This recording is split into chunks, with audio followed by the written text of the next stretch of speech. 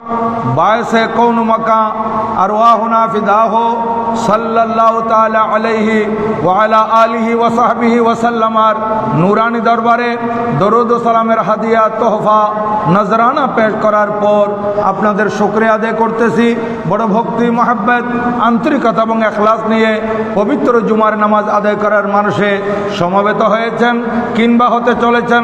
আল্লাহ জাল্লা ওয়া আলা প্রত্যেকের উপস্থিতিকে কবুল আর মঞ্জুর করুন, সবাই বলুন আমিন।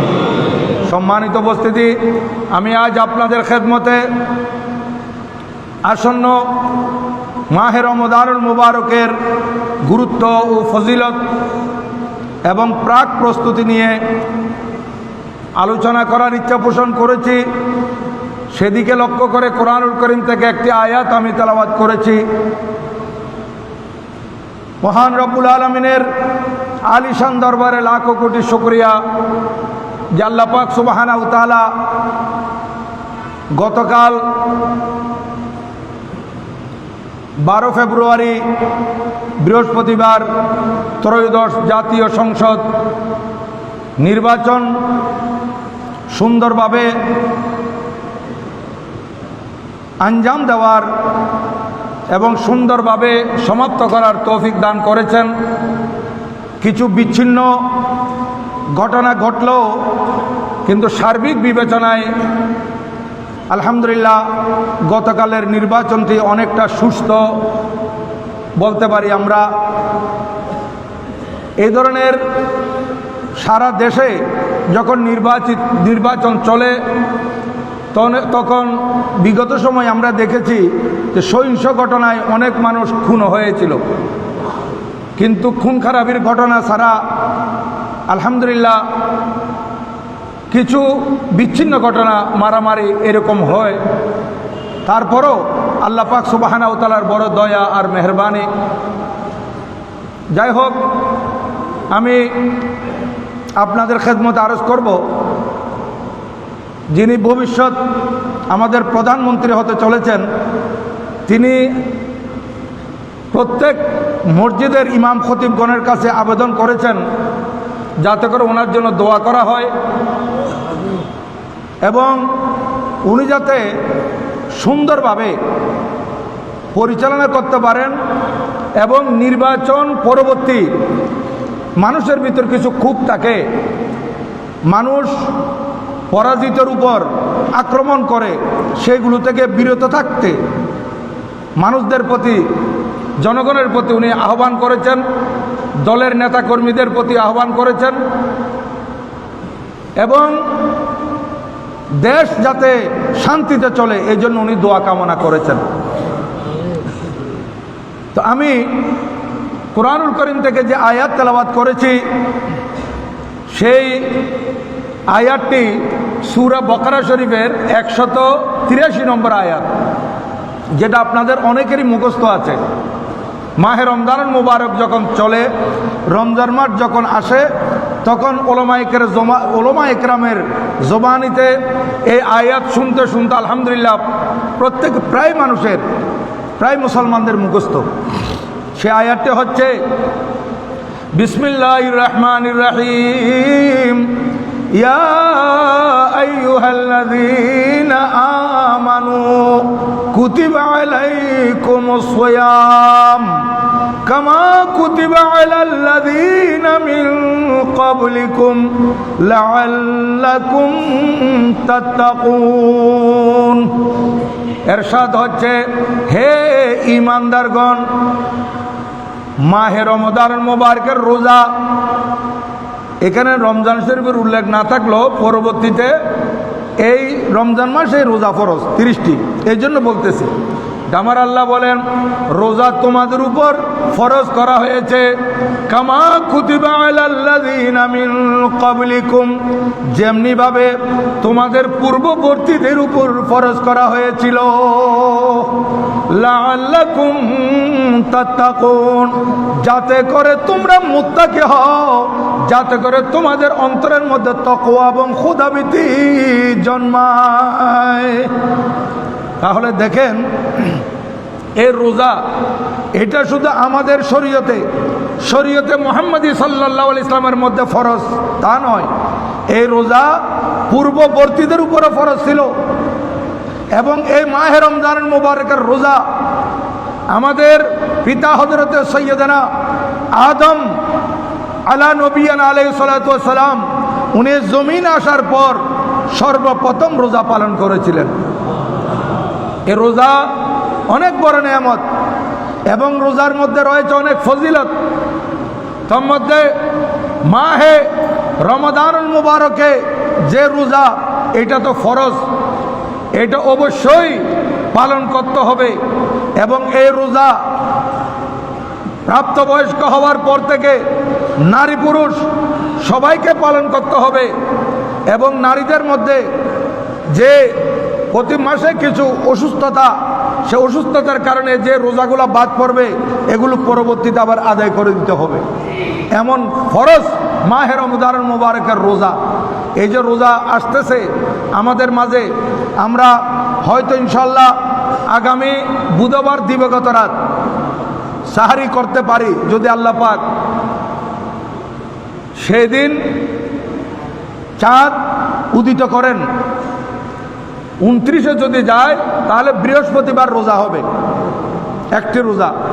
আর যদি চাঁদ 30-এ যায়, চাঁদ 29-ও যায় 30-ও যায়, যদি 30-এ হয় তাহলে জুমার দিন রোজা হবে, আগামী জুমার দিন। তাহলে বৃহস্পতিবার দিবাগত রাত সাহারি করতে হবে। তো সম্ভাবনা বেশি যদি আল্লাহ পাক দয়া করে বুধবার রাত্রেই হয়তো আমরা সাহারি করব, বৃহস্পতিবার একটা রোজা হতে পারে ইনশাআল্লাহ। যাই হোক, বৃহস্পতিবার হোক জুমাবার হোক, আল্লাহ পাকের ইচ্ছার উপর নির্ভর, কুদরতের মনসার উপর নির্ভর। কিন্তু আমি আপনাদের খেদমতে আগেভাগে বলে দিচ্ছি, এই মশলাটা বলাটা বেশি জরুরি। এটা পরে আবারও বলবো, এখনও বলতেছি, কারণ যারা লাইভ দেখে হয়তো কিছু দেখার পর কেটে দেয়। এজন্য আমি আগেভাগে এই মশলাটা বলে দিচ্ছি যে মাহে রমজানুল মুবারকের সাহারি যখন করবেন আপনারা ফজরের আজান পর্যন্ত খাবেন না। এই কথাটা মনে রাখবেন, ফজরের আজান পর্যন্ত যদি আপনারা খানা গ্রহণ করেন তাহলে আপনাদের রোজা হবে না। কারণ ফজরের আজান হয়, মশলা খেয়াল রাখবেন, ফজরের আজান হয় সুবহ সাদেকের সময়, এটা খুব খেয়াল করবেন। ফজরের আজান দেওয়া হয় সুবহ সাদেক হলে, আর খানা বন্ধ করতে হবে সুবহ সাদেকের আগে। এটা 5-6 মিনিটের ব্যবধান মাত্র। এই জন্য আপনাদের খেদমত আরজ করব, আপনারা সাহারির শেষ সময় দেখে খানা বন্ধ করে দিবেন, আজান পর্যন্ত অপেক্ষা করবেন না। এত কষ্ট করে রোজা রাখবেন, এই রোজাটা যদি অনর্থক হয়ে যায় তাহলে আপনি উপবাস ছাড়া আর কিছু রাখলেন না, আপনার রোজাই হলো না। এই কারণে আমাদের আঞ্জুমানে রহমানিয়া আহমদিয়া সুন্নিয়া ট্রাস্টের পক্ষ থেকে লক্ষ টাকা খরচ করে রমজান শরীফের তোহফা ছাপানো হয়। কেন? এটা শুধুমাত্র ওই সাহারির শেষ সময় বুঝানোর জন্য, নতুবা ইফতারের জন্য তো আজানে যথেষ্ট। ইফতারের শেষ সময় হলে মানুষ তারপরে আজানের অপেক্ষা করে বসে থাকে, তখন আজান হলে ইফতার করতে পারে, কোনো অসুবিধা নেই। কিন্তু আজান হচ্ছে, আপনি খানা বন্ধ করলেন ফজরের সাহারির সময়, তাহলে আপনার রোজা নষ্ট হয়ে যাবে। আর কোনো মুয়াজ্জিন যদি সাহারির খানা বন্ধ করার জন্য এই সেহরির শেষ সময় আজান দেয়, এটা ফজরের আজান হবে না।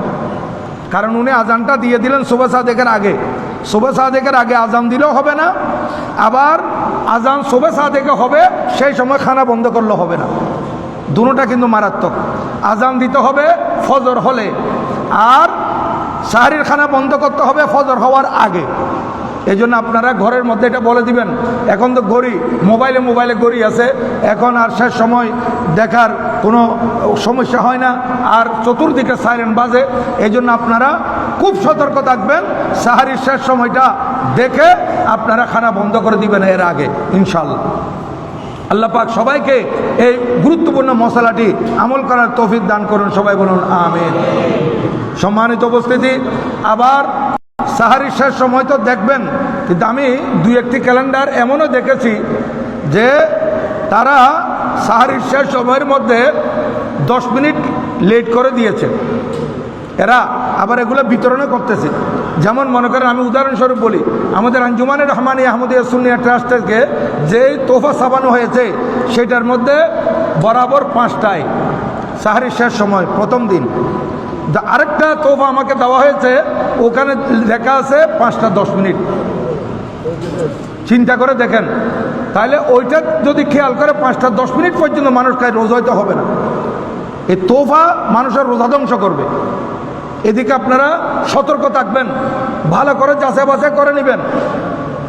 সম্মানিত উপস্থিতি, আমি আপনাদের খেদমতে প্রতি বছর মাহে রমজান মোবারকের আগে যে জুমাটি হয়, অর্থাৎ আজকের জুমা, সেই জুমায় আমাদের প্রিয় নবীজি সাল্লাল্লাহু আলাইহি সাল্লাম মাহে রমজান মোবারকের আগের দিন যে তকরির করেছিলেন, সেই তকরির হাদিসে পাকে এসেছে, সেটা আমি আপনাদের মাঝে অনুবাদ করি প্রতি বছর। এই বছরও ইনশাল্লাহ সেটা আলোচনা করব, যেহেতু এই তকরিরের মধ্যে মাহে রমজান মোবারকের গুরুত্ব এবং প্রাক প্রস্তুতি এবং ইফতার সাহারি সব এখানে এসে গেছে।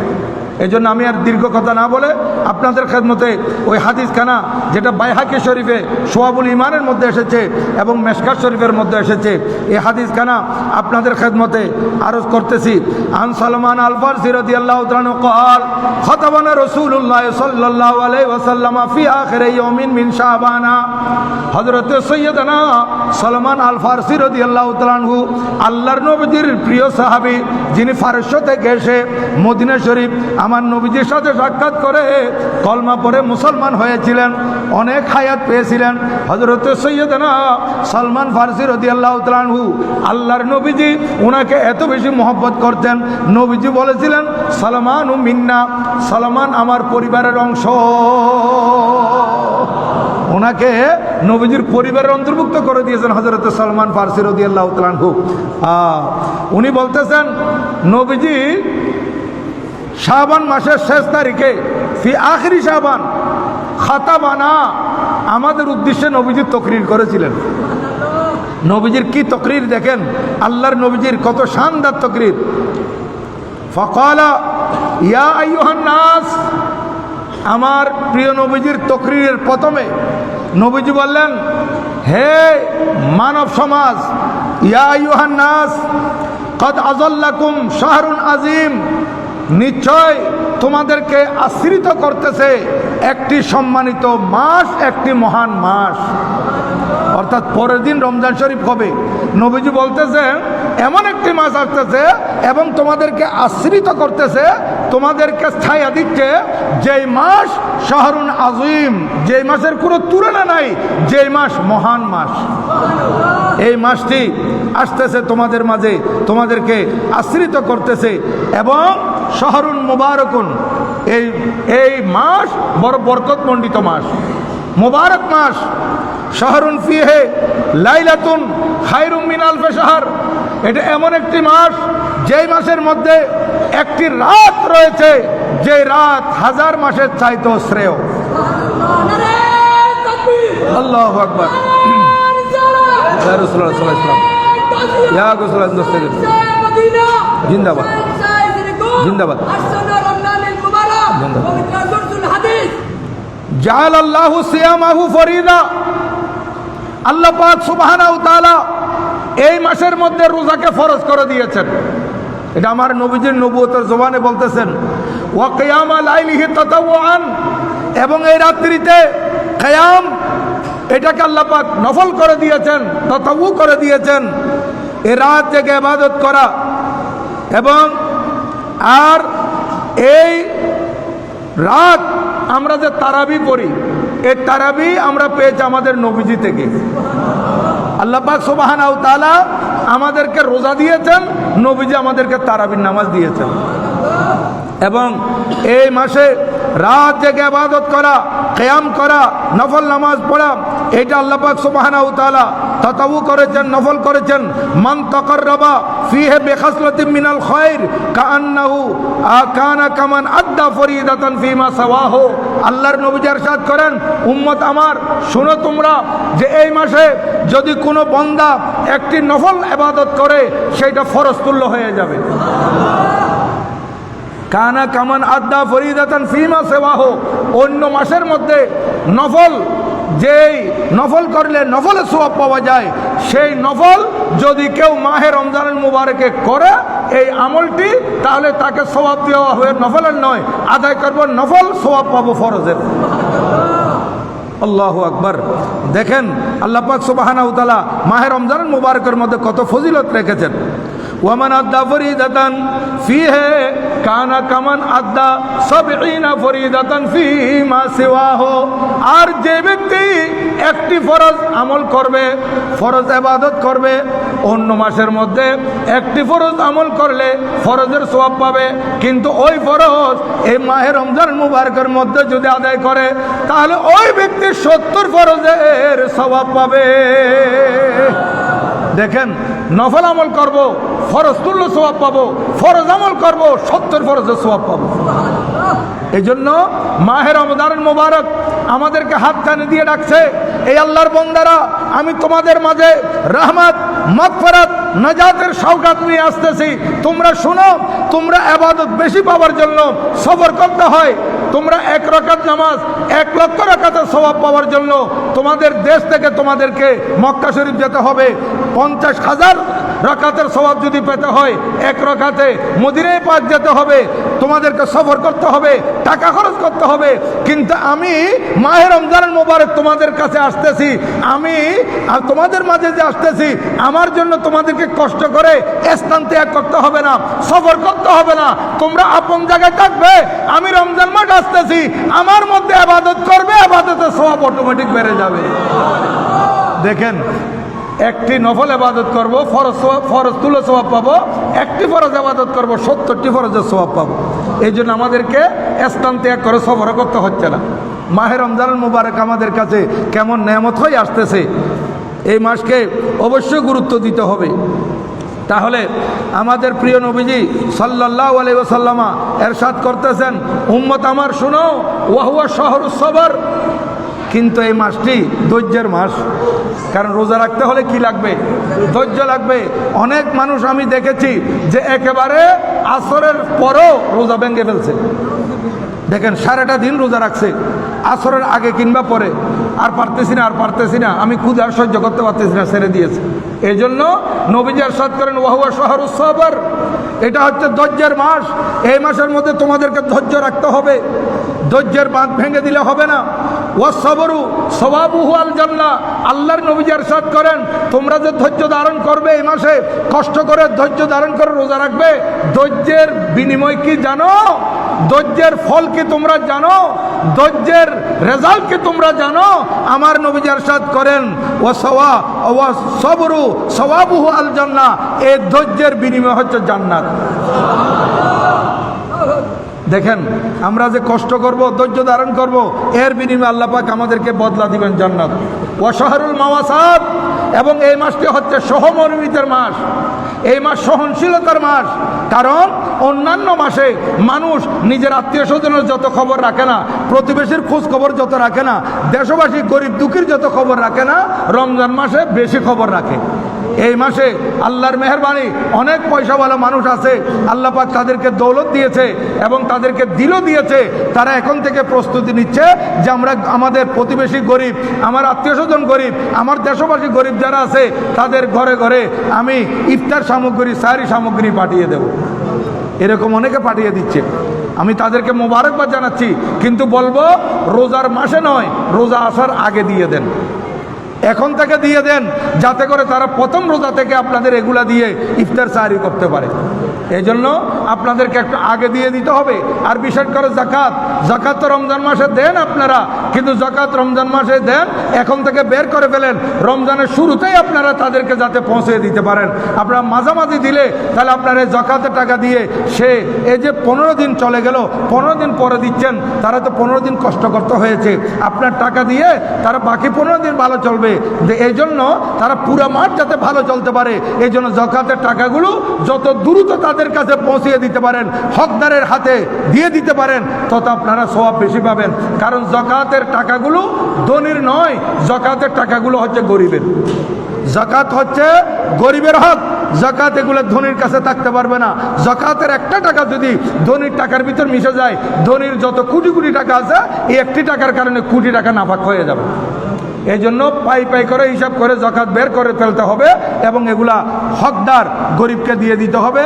আর বিশেষ করে সাথে সাথে বলে দিচ্ছি, আমাদের এশিয়া খিয়াত দ্বীনি প্রতিষ্ঠান চট্টগ্রাম জামি আহমদিয়া সুন্নিয়া কামিল মাদ্রাসা, এখানে অনেক গরিব মেধাবী ছাত্ররা লেখাপড়া করতেছে, অনেক এতিম ছাত্ররা লেখাপড়া করতেছে। তাই আপনারা আপনাদের যাকাতের এই 1/4 অংশ আপনারা জামিয়ার জন্য, জামিয়ার লিল্লা ফান্ডের জন্য রেখে দিবেন। 1/4, বাকি 3 4/3 আপনারা গরিব দুঃখী এদেরকে দিয়ে দেন।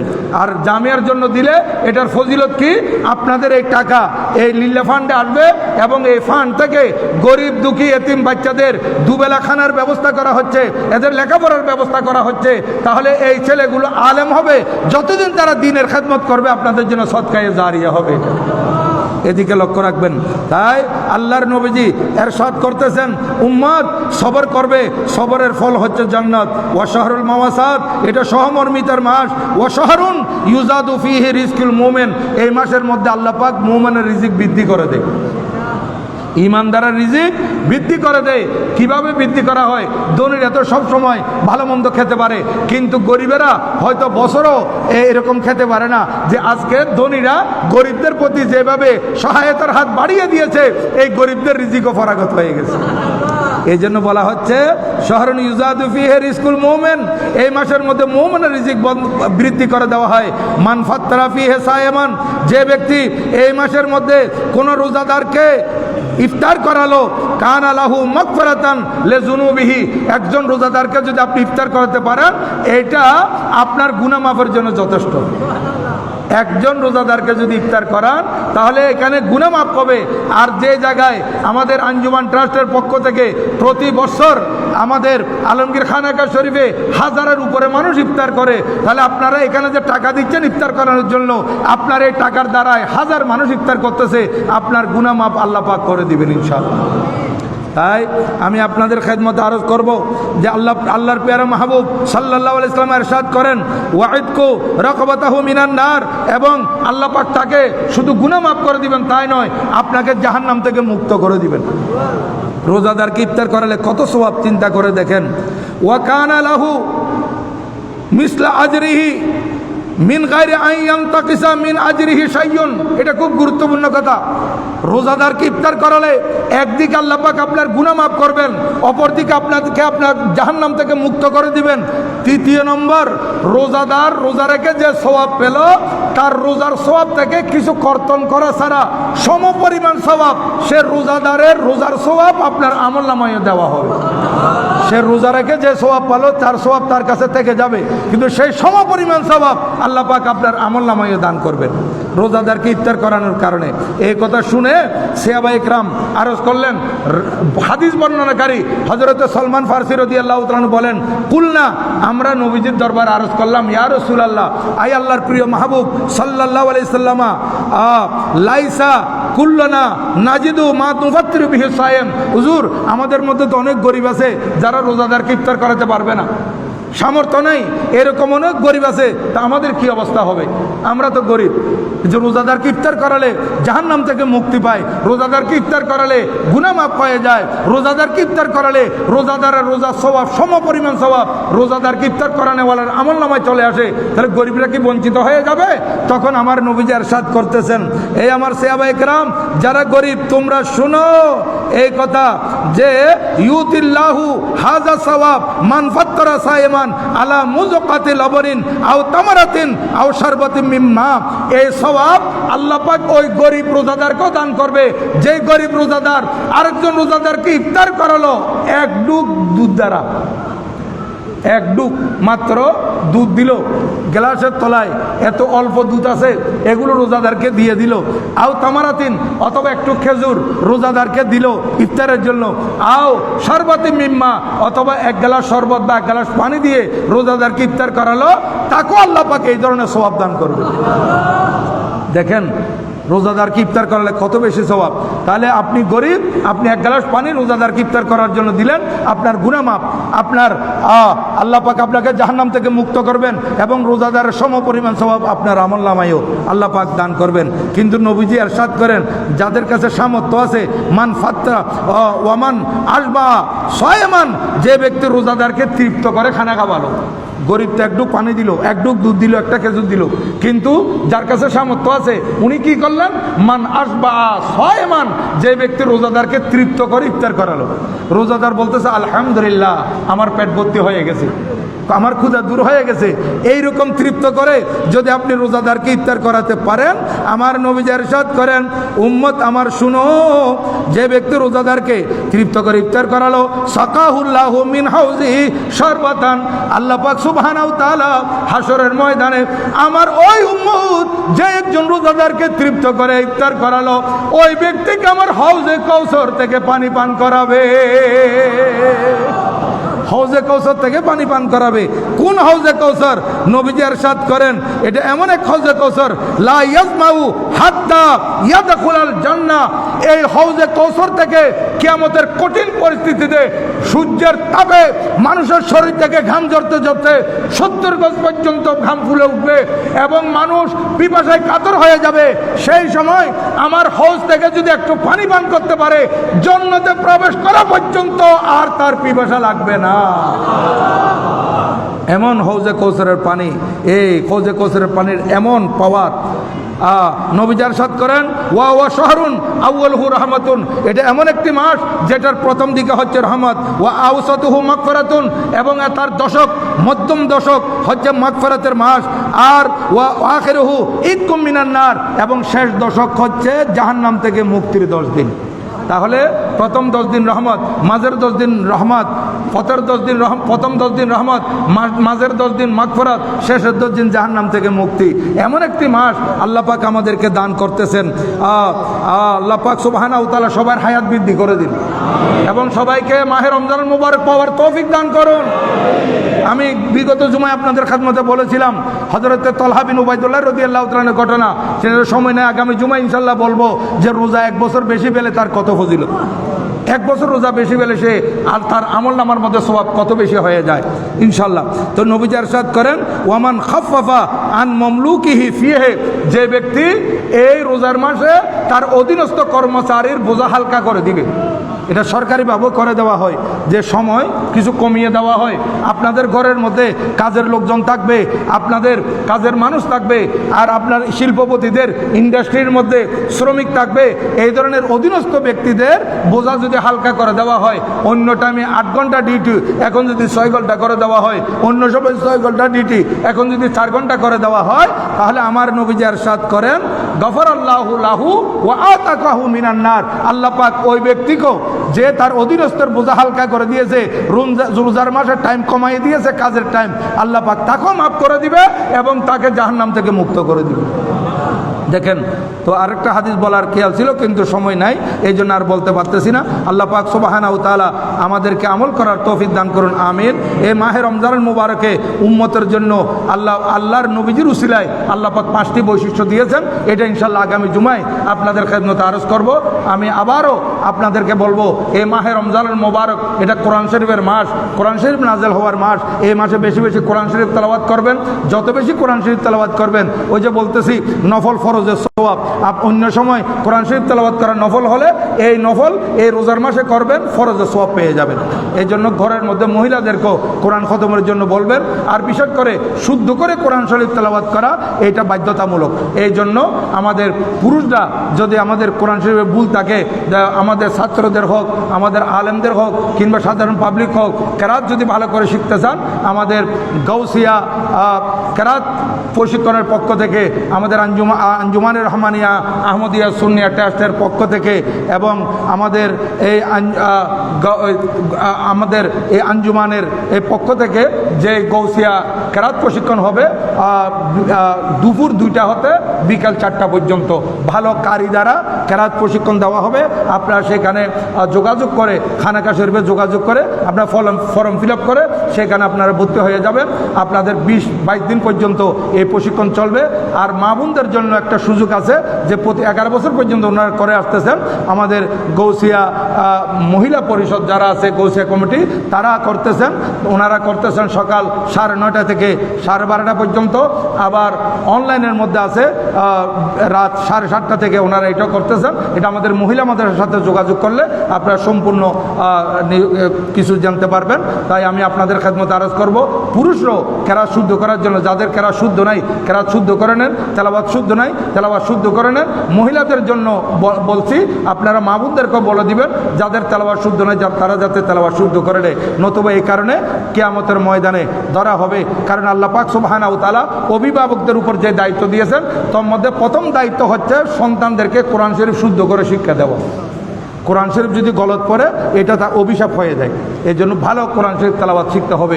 এই যে মাহে রমজান মোবারক আসতেছে, আল্লাহ পাক সুবহানাহু ওয়া তাআলা মাহে রমজান মোবারকের এই নেয়ামত, এই রহমত, এই মাগফিরাত, এই বরকত আমাদেরকে অর্জন করার তৌফিক দান করুন, আমিন।